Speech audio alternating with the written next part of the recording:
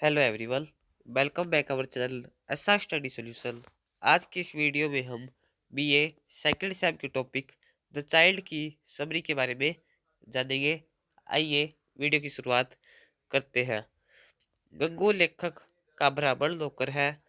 यद्यपि वह नौकर है, फिर भी वह अपने मालिक का संभाल अन्य नौकरों की तरह नहीं करता। अन्य ब्राह्मणों की तरह वह भी उस गिलास को हाथ नहीं लगाता जिसमें उसके मालिक ने कुछ पिया हो।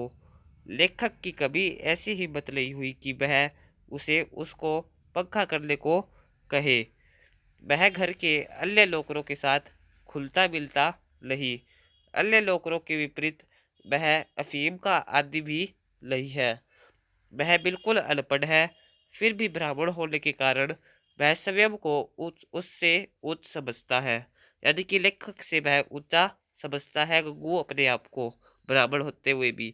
लेखक व्यंग्य से कहता है कि यह शायद उसकी विरासत है। एक दिन गंगू लेखक के पास आता है और उसे कहता है कि वह उसकी नौकरी छोड़ना चाहता है। लेखक को कुछ झटका लगता है क्योंकि वह सदा अपने नौकरों के साथ अच्छा व्यवहार करता है। मगर गंगू उसे बताता है कि उसे उससे कोई शिकायत नहीं है। वह उसे इसलिए छोड़कर जा रहा है क्योंकि वह गोमती से शादी करना चाहता है। अब लेखक को असली झटका लगता है। गोमती बुरे चरित्र की औरत है। सारा गांव जानता है कि वह गिरी हुई औरत है। वह कई साल पहले विधवा गृह में आई थी। उन्होंने 3 बार उसकी शादी करवाई, मगर हर बार वह अपने पति के घर से भाग गई। उसकी इस बदनामी के कारण उसे विधवा गृह से भी निकाल दिया गया। अब वह पड़ोस में एक कमरा किराए पर लेकर रहती है। बस्ती के कामुक युवा लोग उसके पास आते रहते हैं।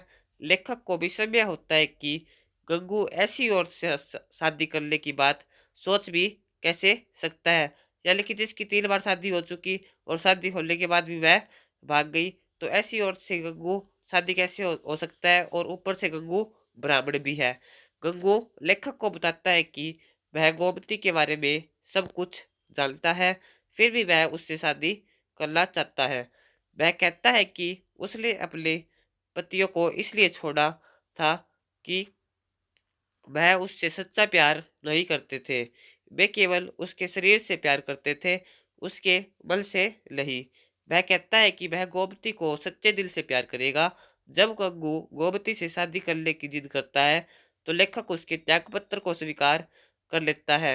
वह नहीं चाहता है कि लोग उसकी इस बात के लिए आलोचना करें कि उसके नौकर ने गोमती जैसे बुरी औरत से शादी की हुई है।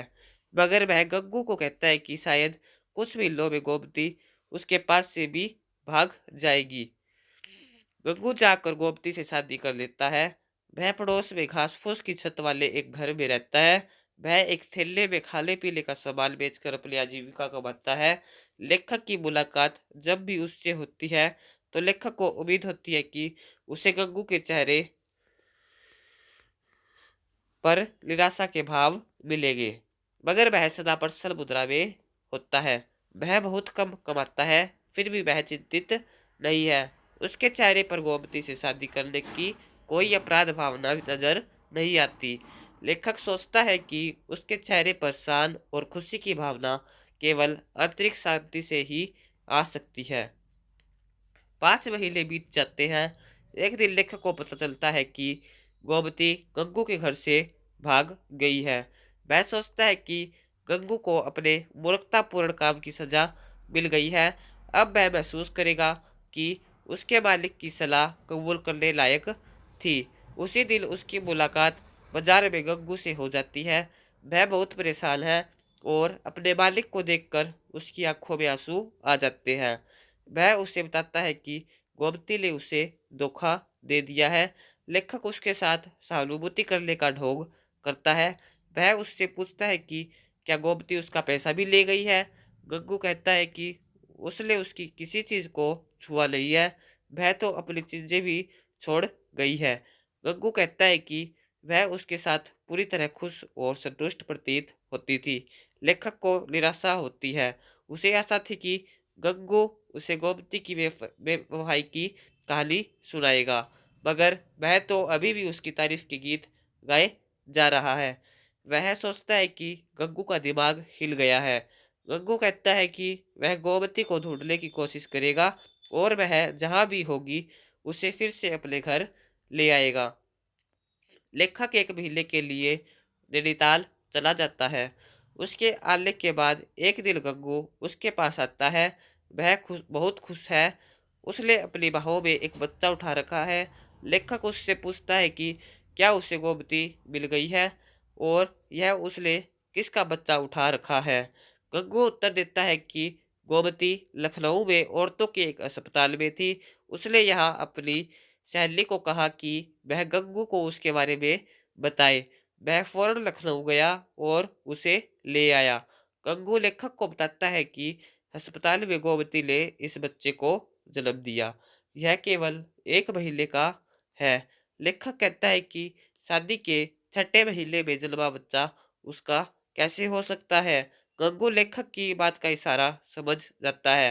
वह मानता है कि यह बच्चा गोमती का और उसके पहले पति या प्रेमिका है, मगर वह कहता है कि वह इस बच्चे को अपना ही समझता है। वह कहता है कि वह सदा गोमती के प्रति वफादार रहेगा। लेखक की आंखों में आंसू आ जाते हैं। कोई अनजान शक्ति उसके रूढ़िवादी विचारों और नैतिक घृणा को दबा देती है। वह बच्चे को अपनी गोद में उठा लेता है और उसे चूमता है, शायद उससे भी अधिक प्यार से, जिस तरह से उसने कभी अपने बच्चे को चूमा था। गंगू लेखक को बताता है कि वह सदा गोमती के सामने उसकी तारीफ करता है और उससे कहता है कि वह उससे आकर मिले, मगर वह शर्माती है। मगर लेखक सोचता है कि उसकी आंखों से अच्छाई का पर्दा उतर गया है। वह कहता है कि गोमती उस जैसे अपवित्र आदमी से क्यों मिले। वह कहता है कि वह स्वयं गोमती से मिलने जाएगा। यह कहकर वह उस बच्चे को सीने से लगाए गोमती को मिलने के लिए गंगू के साथ चल पड़ता है।